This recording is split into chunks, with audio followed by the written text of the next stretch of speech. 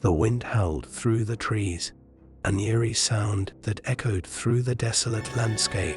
Maya stood outside her car, staring at the old farmhouse. The cabin, weather-beaten and crumbling with age, sat in the middle of a thick, snow-covered forest, miles away from civilization. This was supposed to be a peaceful winter retreat, a break from the chaos of life. Jake had invited her, promising a quiet weekend at his family's cabin. Standing there, Maya felt a growing sense of dread. The wind was biting, pushing her toward the house. She climbed the porch stairs, each step creaking beneath her boots.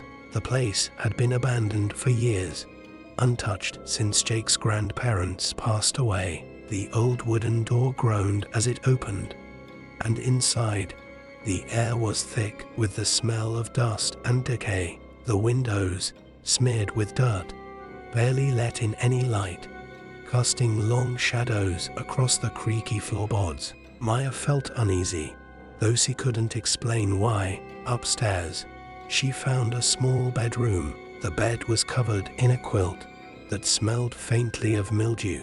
Maya tossed her bag on the bed, and as she looked out the window, snow began to fall. It was beautiful at first, gentle flakes drifting down, but soon the storm intensified, the wind howling even louder. It rattled the windows, making the house feel alive, as if the walls themselves were groaning in protest.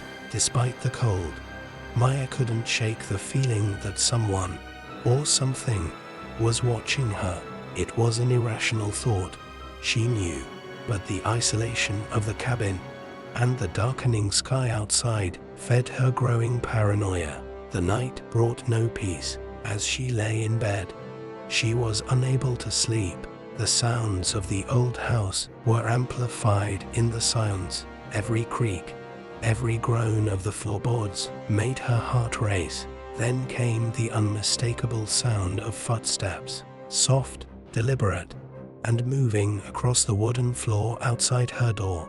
Maya tensed. She strained her ears, trying to listen, but the footsteps had stopped. It could have been the house settling, she reasoned. Old houses make noises, but her body remained alert, every muscle tight with anxiety. Outside, the storm grew fiercer, as if nature itself was conspiring to trap her inside.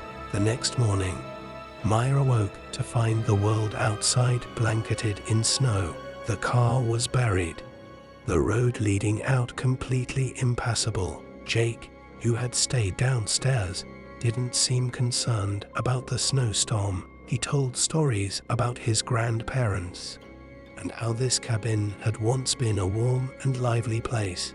But Maya couldn't shake the ominous feeling. The isolation felt oppressive, like the storm was sealing them in with something unseen. Later that day, as the sky darkened once again, Maya explored the house, hoping to distract herself.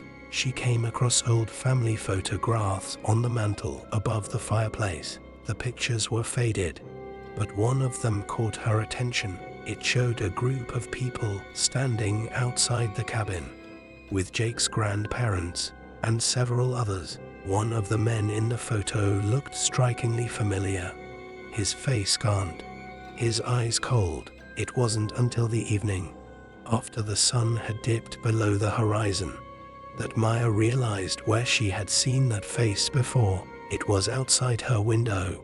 The night before, she had dismissed it as a trick of the shadows, but now she wasn't so sure. The man in the photo, Jake's great-uncle Robert, as she later learned, had died years ago. The thought made her stomach churn, and she couldn't help but feel that the past was closer than she had thought. That night, the storm howled louder than ever.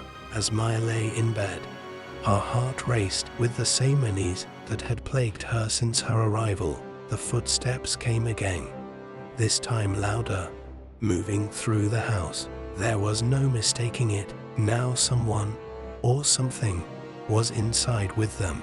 She froze, her breath catching in her throat. listening to the slow, deliberate pace of the steps. The footsteps stopped outside her door. Silence stretched on, thick and suffocating. Then, a knock echoed through the empty hall. It wasn't frantic or loud, but slow and deliberate, as if whoever stood there knew that she was listening, knew that she wouldn't ignore it. Maya didn't move. Fear gripped her, paralyzing her limbs. Her mind raced as the knocks came again, steady and methodical.